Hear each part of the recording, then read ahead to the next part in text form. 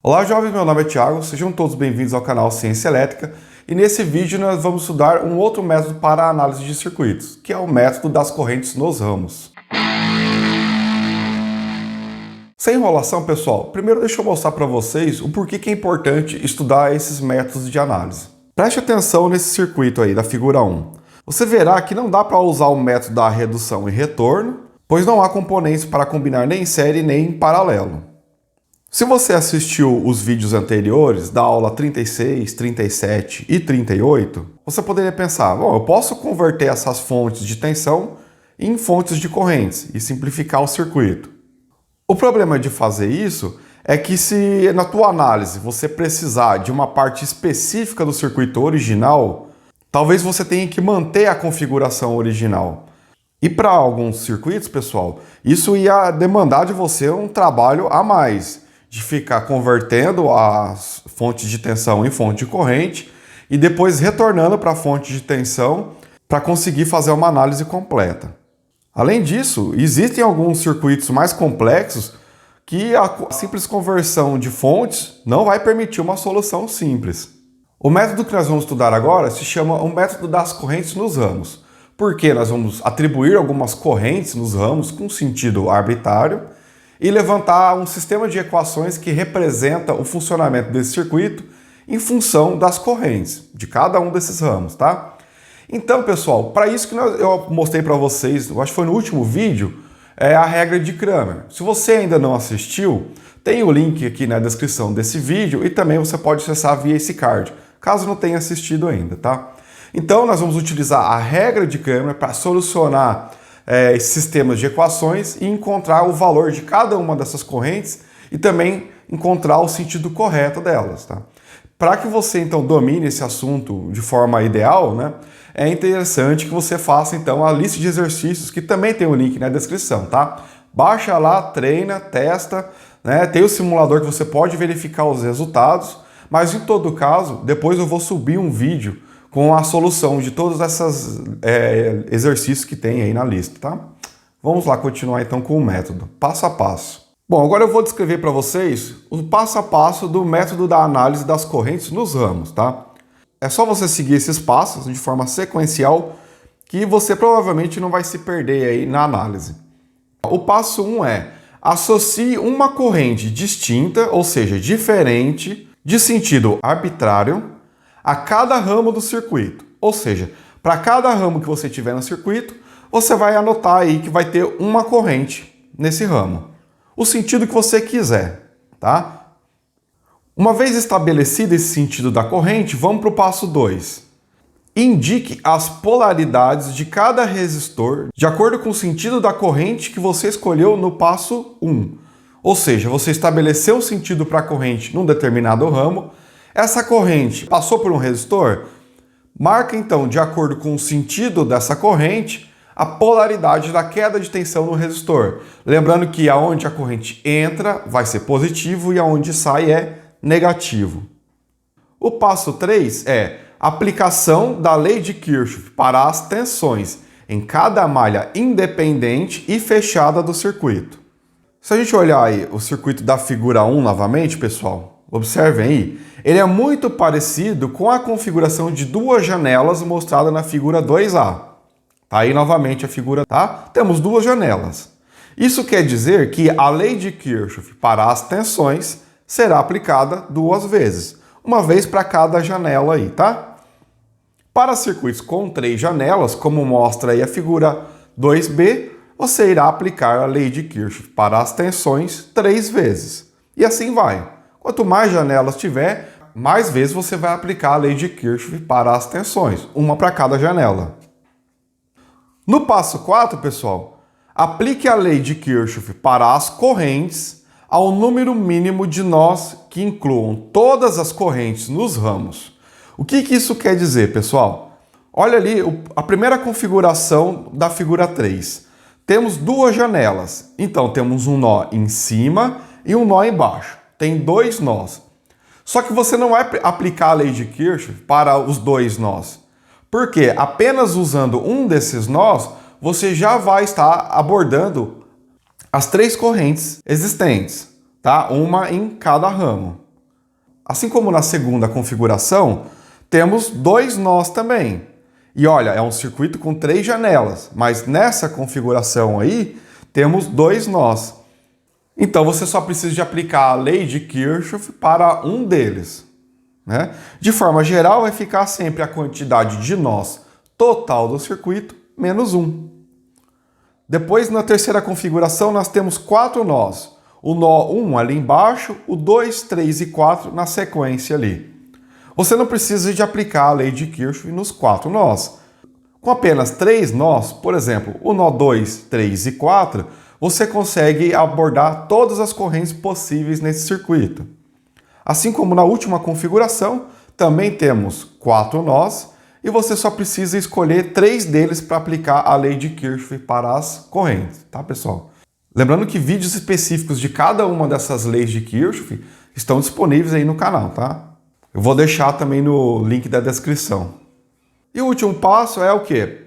Você vai ter levantado todas as equações até o passo 4 e o último passo é o quê? Resolva as equações lineares simultâneas resultantes para as correntes dos ramos escolhidos. Ou seja, é a aplicação do que nós vimos no vídeo passado, que é a regra de Cramer, tá, pessoal? Existem alguns casos, pessoal, de alguns alunos meus presenciais que eles têm um pouco de dificuldade, às vezes, de resolver usando a regra de Cramer. Eles acham a parte mais tensa desse exercício. Mas, pela minha experiência, não é não, tá? Normalmente o pessoal acaba errando na hora que está levantando as equações mesmo, esquecendo algum sinal, não prestando atenção aí no sentido das correntes. Eles ficam mais tensos em resolver as equações do que fazer a análise de forma apropriada, tá? Eu acredito que se você conseguir chegar até a parte do passo 4 de forma bastante eficiente, prestando muita atenção, você vai ver que a aplicação da regra de Cramer vai acabar sendo bastante simples, tá? E é ela que nós vamos utilizar aqui, porque já tem aula aí divulgada no canal, então você tem como estudar isso de forma bem tranquila. Vamos aplicar então agora esse passo a passo em 2 circuitos diferentes, tá? 2 exemplos numéricos para a gente ver aí a aplicação desse método de forma bastante sistemática. Vocês vão ver que a gente vai conseguir obter todas as correntes desse circuito. Exemplo 1. Aplique o método das correntes nos ramos ao circuito da figura 4. Então observe aí, pessoal, que é um circuito com 2 janelas, certo? Ou 2 malhas. E nesse caso há 3 ramos, certo? Um ramo que tem o resistor R1 e a fonte E1, um ramo com o resistor R3 e um terceiro ramo com R2 e E2. Vamos escolher então 3 correntes no sentido qualquer. Uma corrente I1, I2 e I3, uma corrente para cada ramo. O que eu gosto de fazer aqui, pessoal, é escolher correntes em ramos que têm fonte de acordo com a polaridade da fonte de tensão, mas não é uma regra, você pode colocar o sentido que você quiser aí para a corrente. Nesse caso, a corrente I1 e I2 vão estar entrando no nó. Então o que está faltando aí é uma corrente saindo. Mas não quer dizer que no final as correntes reais vão estar nesses sentidos que eu coloquei aí, tá, pessoal? Pode ser que todas elas estejam erradas e não tem problema, porque eu vou mostrar para vocês que caso elas estejam erradas, a gente consegue corrigir isso facilmente, tá? Por isso que eu falei, o sentido das correntes aí é arbitrário. Se você quiser colocar todas as correntes entrando no nó, vai violar a lei de Kirchhoff para as correntes? Vai, mas não tem problema que depois a gente corrige. O passo 2 é colocar a polaridade da queda de tensão em cada um dos resistores, só que agora de acordo com a corrente que eu estabeleci, tá? Então, por exemplo, aí no R1, a corrente, ó, ela está subindo, indo de baixo para cima no resistor R1. Então, a polaridade da queda de tensão será de baixo para cima, positivo para negativo. Lembra? Aonde a corrente entra é positivo, aonde ela sai é negativo. O passo 3 é aplicar a lei de Kirchhoff para as tensões em cada uma dessas malhas, na malha 1 e na malha 2. Eu aqui, pessoal, gosto de padronizar, então eu vou fazer tudo no sentido horário. Vou começar, por exemplo, ali do terra e fazer no sentido horário da malha 1 e depois eu faço no sentido também horário na malha 2, tá? Padroniza para você errar menos. Então vamos lá, ó. Malha 1, lei de Kirchhoff para as tensões. Então, a partir do terra, na fonte 1, temos no sentido horário de menos para mais, então E1 positivo. Depois, tensão no resistor 1 vai ser de mais para menos, então menos VR1, que é a tensão no resistor 1. E depois temos lá, ó, a tensão no resistor 3. De mais para menos, então menos VR3. Voltou para o terra, então tudo isso igual a zero. Temos então a aplicação da lei de Kirchhoff para as tensões da malha 1. Bom, mas observe aqui, pessoal, que ainda não apareceu nenhuma corrente nessa equação. Para isso, nós vamos fazer o quê? Ó? Aplicar a lei de Ohm na tensão desses resistores, ou seja, E1, certo? Que é a tensão da fonte 1, menos R1 vezes I1. E para a tensão no resistor 3 vai ficar como? Menos R3 vezes I3, tá? Então observe que as correntes I1 e I3 agora estão presentes nessa equação. Vamos ver a malha 2 como que vai ficar então. Olha lá, partindo do terra ali também, sentido horário, VR3 é igual, ó, de menos para mais, VR3 positivo. Depois encontramos o resistor 2. De menos para mais, temos VR2 positivo. E para a fonte de tensão 2, ó, de mais para menos, temos menos E2. Voltou para o terra, fechou a janela ali, tudo isso é igual a zero. E mais uma vez, pessoal, vamos substituir as tensões nos resistores aplicando a lei de Ohm, ou seja, tensão no resistor 3 vai ser R3 vezes I3 e tensão no resistor 2 vai ser R2 vezes I2, porque ele está sendo percorrido ali pela corrente I2.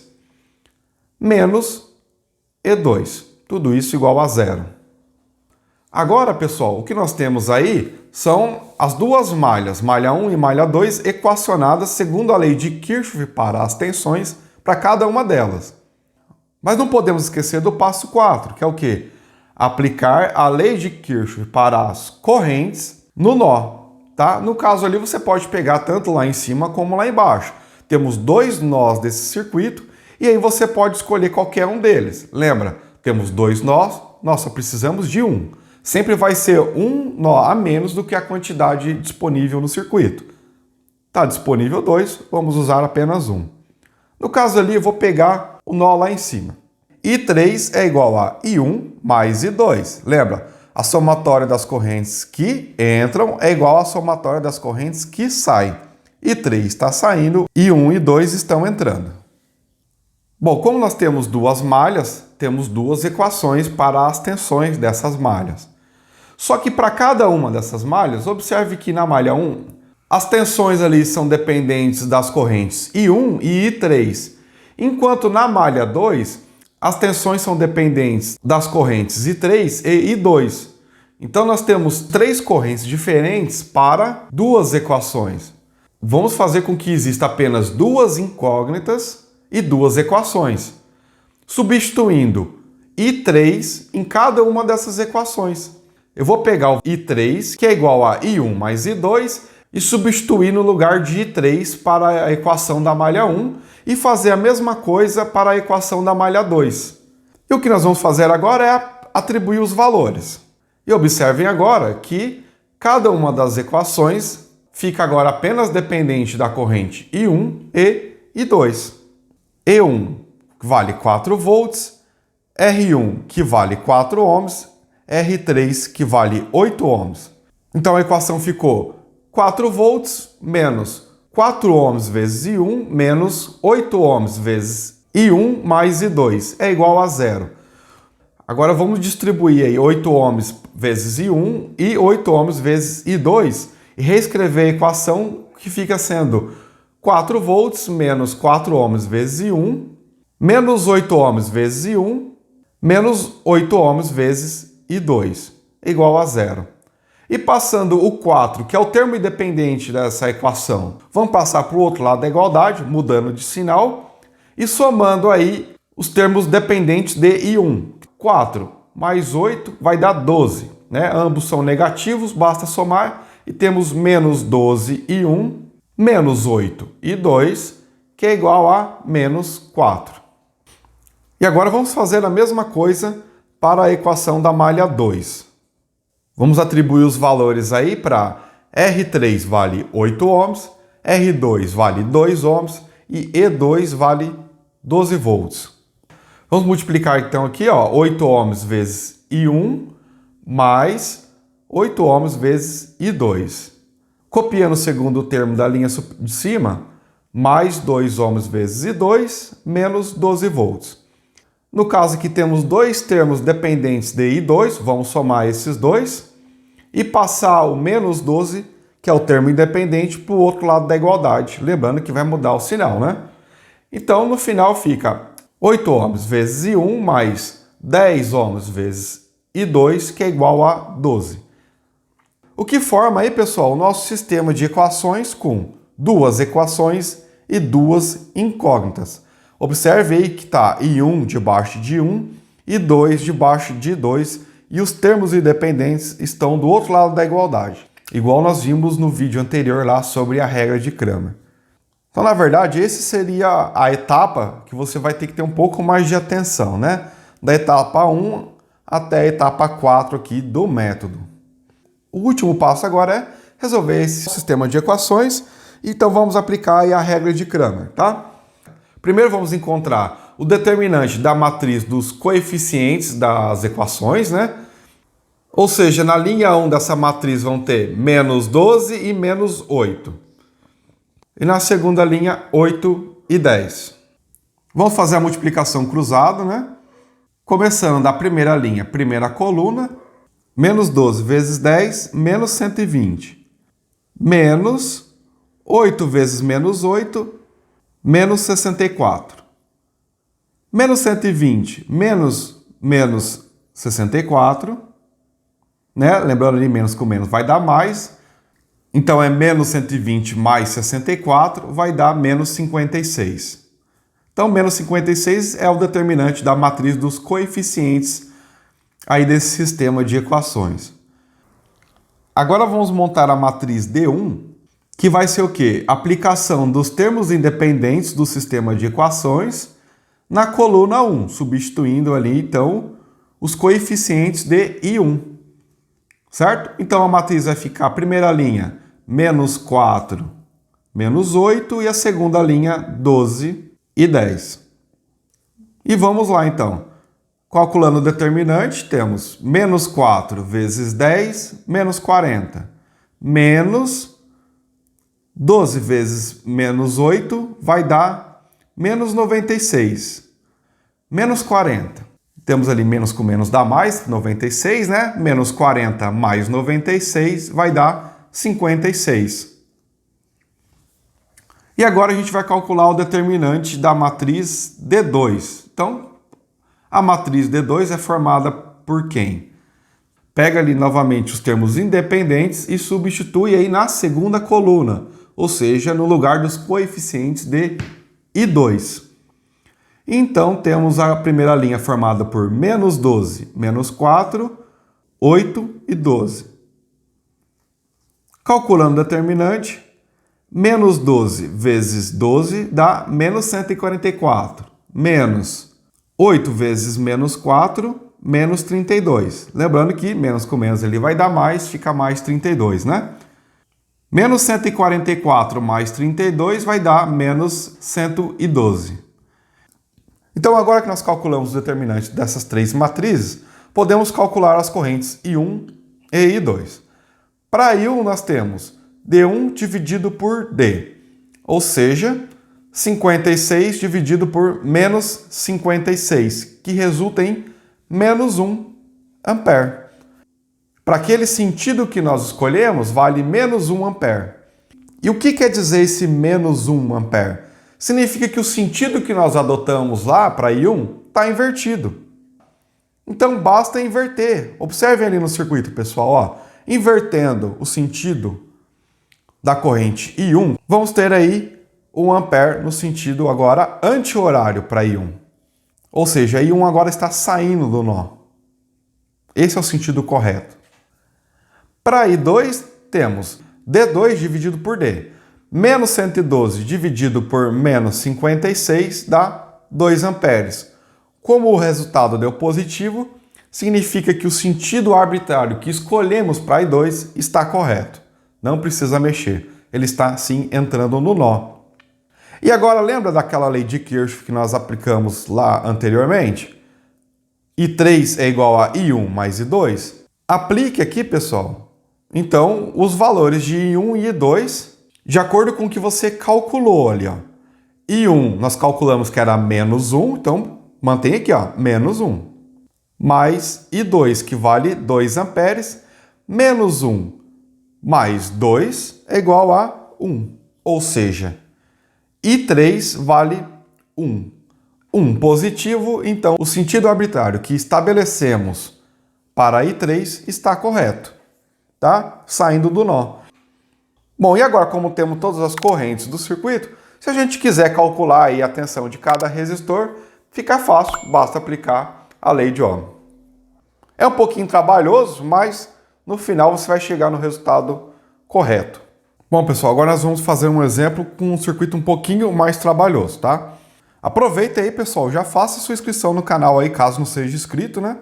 E muitos outros métodos de análise de circuito a serem estudados. Vamos lá, então. Exemplo 2, aplique o método das correntes nos ramos ao circuito da figura 5. Bom, nesse caso, pessoal, ó, a figura 5 traz para nós um circuito com 3 janelas. E observe que nós temos 3 nós. Na janela 1, nós temos aí a corrente I1, a corrente I2. Na janela 2, nós temos a corrente I3, que atravessa lá o resistor 3, e a corrente I4, que atravessa o resistor 4. Uma corrente para cada ramo do circuito. E na terceira janela temos ali a corrente I5. Uma vez estabelecidas aí as correntes, vamos marcar a polaridade da queda de tensão em cada um dos resistores, de acordo com o sentido da corrente que nós estabelecemos. E o próximo passo é aplicar a lei de Kirchhoff para as tensões em cada uma dessas malhas. Vamos lá então. Para a malha 1, vamos usar sempre aí o sentido horário para padronizar, né? Poderia ser num outro sentido, não tem problema, mas vamos fazer tudo no sentido horário aqui. Para a malha 1, a partir do terra temos de menos para mais na fonte E1, temos E1. Depois, de mais para menos, né? Uma queda de tensão em VR1, menos VR1. Continuando na primeira janela, temos a fonte E2, de mais para menos, menos E2. E depois, o resistor 2, de mais para menos, menos VR2. Voltamos para a terra, fechamos então essa malha aí. E aplicando a lei de Ohm para as tensões nos resistores, vamos reescrever essa equação como sendo E1 menos VR1 agora vira R1 vezes I1, o E2 permanece e menos VR2 vai ser menos R2 vezes I2. Tudo isso igual a zero. Vamos para a malha 2 agora. Partindo do terra temos VR2, ó, de menos para mais é positivo. Depois para a fonte 2, ó, fica mais E2, de menos para mais fica positivo. Em R3 temos de mais para menos, então é negativo, menos VR3. E em R4 temos de mais para menos, menos VR4. Voltamos para a origem, igual a zero. Substituindo as quedas de tensão dos resistores segundo a lei de Ohm, temos VR2 vira R2 vezes I2, E permanece, menos VR3 fica menos R3 vezes I3, e menos VR4 fica menos R4 vezes I4. E vamos para a malha 3, partindo também do terra, temos de menos para mais em R4, vamos ter mais VR4. Continuando aí no sentido horário, de menos para mais temos mais E3, e depois de mais para menos temos menos VR5. Tudo isso é igual a zero. Mais uma vez, substituindo as quedas de tensão nos resistores segundo a lei de Ohm, temos R4 vezes I4, E3 permanece e R5 vezes I5, que é igual a zero. Vamos aplicar a lei de Kirchhoff para as correntes em 2 desses 3 nós. No caso aqui, pessoal, vamos pensar. Para a equação 1, temos ela dependendo de I1 e I2. No caso da malha 2, temos a corrente 2, 3 e 4. E na malha 3, temos as correntes 4 e 5. Então, eu vou aplicar a lei de Kirchhoff primeiro para o nó A. Observem ali que nós temos no nó A corrente I1 entrando e I2 e I3 saindo. Então, eu poderia escrever que I2 é igual a I1 menos I3. Assim como eu poderia escrever no nó B, pessoal, olha lá, temos I3 entrando e I4 e I5 saindo. Poderia escrever assim, I4 é igual a I3 menos I5, segundo a lei de Kirchhoff para as correntes no nó B. E aí eu posso substituir I2 por I1 menos I3 lá na equação da malha 1 e substituir I4 da equação da malha 2 e da malha 3 por I3 menos I5.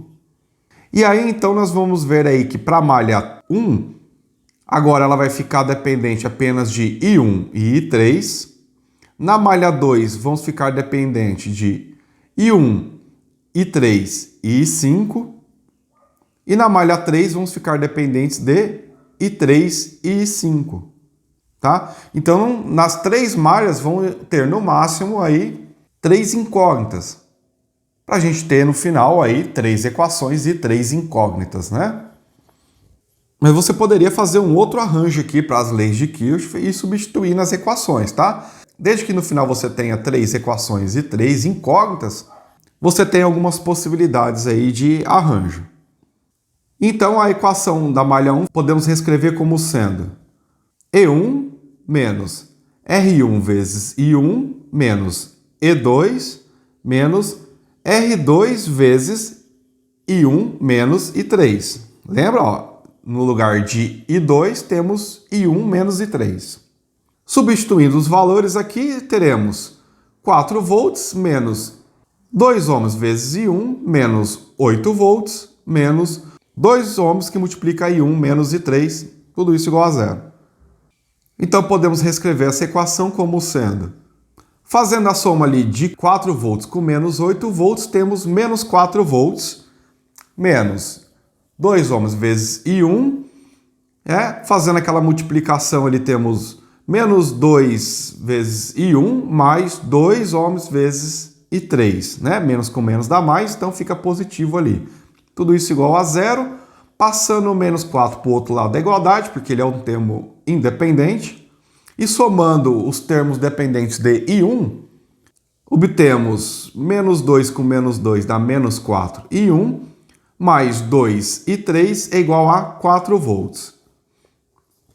Para a malha 2, nós vamos ter aí R2 vezes I1 menos I3, mais E2, menos R3 vezes I3, menos R4 vezes I3 menos I5, né? I3 menos I5 vale I4, lembra lá? Foi substituído, né? Atribuindo os valores, pessoal, temos aí 2 vezes I1 menos I3, mais 8 volts, menos 4 ohms I3, menos 6 ohms vezes I3 menos I5, igual a zero. Resolvendo as multiplicações ali, pessoal, temos 2 ohms vezes I1, menos 2 ohms vezes I3, mais 8 volts, menos 4 ohms vezes I3, menos 6 ohms vezes I3, e ali menos com menos a mais, então vai ficar mais 6 ohms e 5, igual a zero. Passando 8 volts para o outro lado da igualdade, porque ele é um termo independente, né? E somando os termos dependentes de I3, temos aí menos 2, menos 4 e menos 6 vai dar menos 12. Então, no final, temos 2 ohms vezes I1 menos 12 ohms vezes I3 mais 6 ohms vezes I5 é igual a menos 8 volts. Então, a equação final da malha 2 e para a malha 3, nós vamos ter aí R4 vezes I3 menos I5 mais E3 menos R5 vezes I5 é igual a zero. Atribuindo os valores, temos 6 ohms vezes I3 menos I5 mais 4 volts menos 8 ohms vezes I5 igual a zero.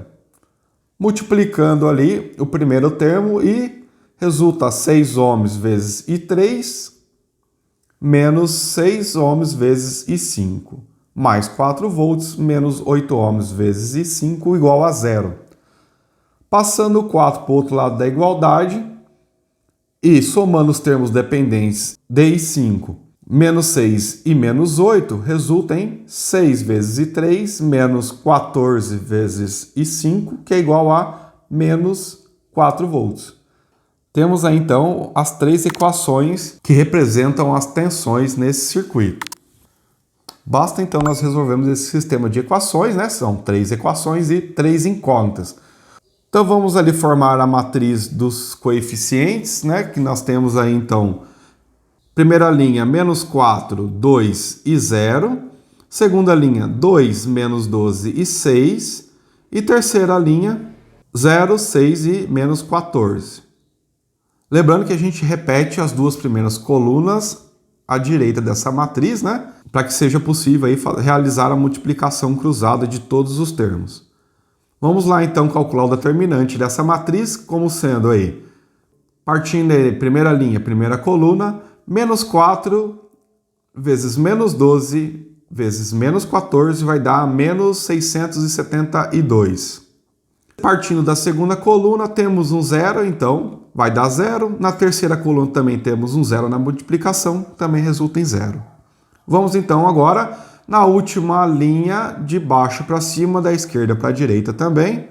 Na primeira coluna temos zero, temos 2 zeros, né? Então resulta em zero a multiplicação. Depois temos 6 vezes 6 vezes menos 4 vai dar menos 144. Inverte o sinal, mais 144. E depois temos menos 14 vezes 2 vezes 2 vai dar menos 56. Multiplica por menos 1, mais 56. E o determinante dessa matriz dos coeficientes vai dar aí menos 472. Vamos agora calcular o determinante da matriz D1, que é o quê? Aplicação dos termos independentes, né? À direita ali da equação, na primeira coluna. Então a matriz formada é 4, 2 e 0, menos 8, menos 12 e 6, menos 4, 6 e menos 14. Repete as duas primeiras colunas à direita e podemos então calcular o determinante fazendo a multiplicação cruzada aí, como nós já vimos, né? 4 vezes menos 12 vezes menos 14, temos aí mais 672.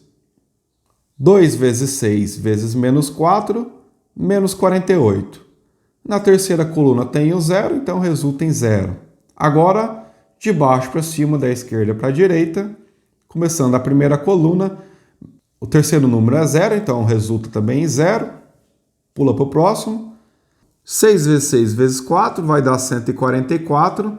Multiplica por menos 1, menos 144. Menos 14 vezes menos 8 vezes 2 vai dar 224. Multiplica por menos 1, menos 224. Somando tudo, temos o determinante que é 256. Vamos então agora fazer a matriz D2, que é pegar os termos independentes ali das equações e substituir na coluna 2, para o cálculo da corrente I3, no caso, né? A matriz fica sendo menos 4, 4 e 0. Segunda linha, 2, menos 8 e 6. E a terceira linha, 0, menos 4 e menos 14. Repetindo aí, né, as duas primeiras colunas à direita da matriz. E podemos então calcular o determinante pela multiplicação cruzada, fazendo ali, a partir da primeira linha, primeira coluna, menos 4 vezes menos 8 vezes menos 14, menos 448. Começando na segunda coluna, temos um zero, então resulta em zero. Na terceira coluna também temos um zero, então resulta em zero. E agora vamos então de baixo para cima, da esquerda para a direita. Primeira coluna, temos um 0, vai resultar em 0 também. Segunda coluna, menos 4 vezes 6 vezes menos 4 vai dar 96. Multiplica por menos 1, menos 96. Terceira coluna, menos 14 vezes 2 vezes 4 vai dar menos 112. Multiplica por menos 1, 112. Então, a matriz D2, agora, o determinante dela é a soma de todos esses termos aí, que resulta em menos 432. E agora, por fim, pessoal, vamos aplicar os termos independentes na terceira coluna ali, formando a matriz D3, que vai ser aí, primeira linha, menos 4, 2 e 4, segunda linha, 2, menos 2 e 8, terceira linha, 0, 6 e menos 4. Repete as duas primeiras colunas à direita da matriz e vamos calcular o determinante, fazendo a multiplicação cruzada. Menos 4 vezes menos 12 vezes menos 4 vai dar menos 192. A partir da segunda coluna temos um 0 ali, então vai dar 0. Na terceira coluna, 4 vezes 2 vezes 6, 48. Agora, de baixo para cima, da esquerda para a direita, a partir da primeira coluna, temos um 0, então também resulta em 0.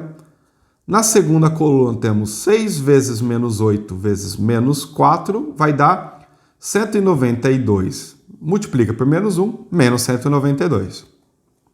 Menos 4 vezes 2 vezes 2 vai dar menos 16. Multiplica por menos 1, mais 16. Somando tudo, nós temos aí menos 320, que é o valor aí do determinante da matriz D3. I1 é igual a D1 dividido por D, resulta em 256 dividido por menos 472, que a corrente dá menos 0,542 amperes. Lembrando que o sinal de menos aí representa que o sentido que nós adotamos para I1 está invertido com o sentido real.